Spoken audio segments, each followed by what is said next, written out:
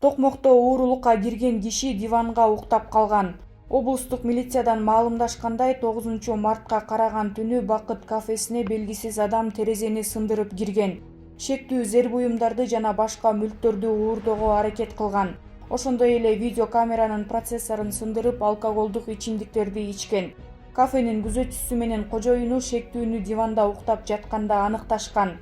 Шектүү 1984 туулган, соттуулугу бар экени аныкталып, убактылуу кармоочу жайга киргизилген.